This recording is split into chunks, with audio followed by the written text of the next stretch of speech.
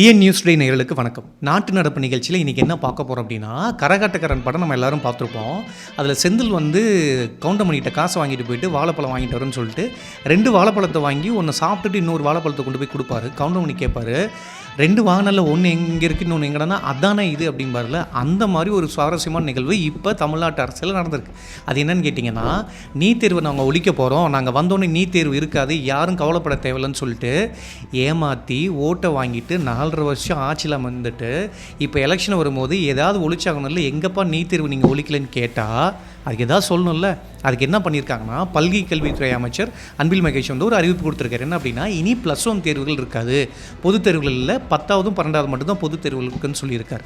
NEET தேர்வு ஒழிக்கிறேன்னு சொல்லிட்டு எதையாவது ஒழிச்சாகுமேன்னு சொல்லி +1 பப்ளிக் எக்ஸாமை கேன்சல் பண்ணி நிறுத்துறீங்க. இது எந்த மாதிரி இருக்குன்னு சொல்லிட்டு நீங்களே பார்த்துக்கோங்க. மக்களே, உங்களுக்கு என்ன தோணுதோ கமெண்ட்டில் கொஞ்சம் இதை பற்றி நீங்கள் கமெண்ட் பண்ணுங்கள்.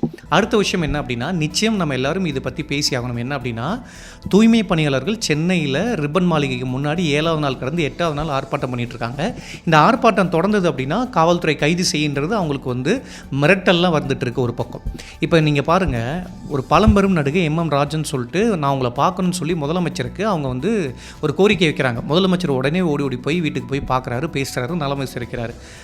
சரி, நீங்கள் ஒரு பழம்பெரும் நடிகையை போய் பார்க்குறதுக்கு உங்களுக்கு நேரம் இருக்குது, போராடிட்டு இருக்க தூய்மை பணியாளர்களை உங்கள் ஆட்சியில் நீங்கள் பார்க்குறதுக்கு நேரம் இல்லையா அப்படின்ற ஒரு பக்கம். இன்னொரு பக்கம், அவங்க போராடிட்டு இருக்க ரிப்பன் மாளிகைக்கு முன்னாடி அந்த போராட்டம் நடக்குதுன்னா, பின்னாடி இருக்க நேரு கலையரங்கத்தில் கூலி படத்துடைய ஆடியோ ஃபங்க்ஷன் நடக்குது. மரியாதைக்குரிய துணை முதலமைச்சர் உதயநிதி ஸ்டாலின் அவர்கள் அங்கே போகிறாங்க, கலந்துக்கிறாங்க, இது பண்ணுறாங்க.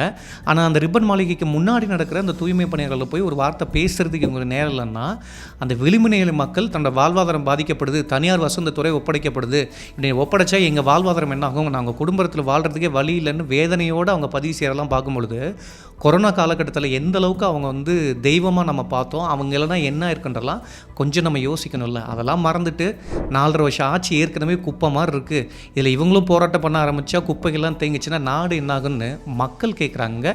அதை நீங்கள் என்னன்னு கொஞ்சம் பார்த்துக்கோங்க. ஆட்சியாளர்கள் கொஞ்சம் இதை கவனித்தா பரவாயில்ல.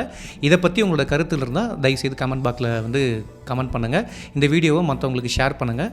மறக்காமல் டிஎன் நியூஸ் டுடே சேனலுக்கு சப்ஸ்கிரைப் பண்ணுங்கள். இன்னொரு நல்ல வீடியோட உங்களை சந்திக்கிறேன். Until then, you Raj.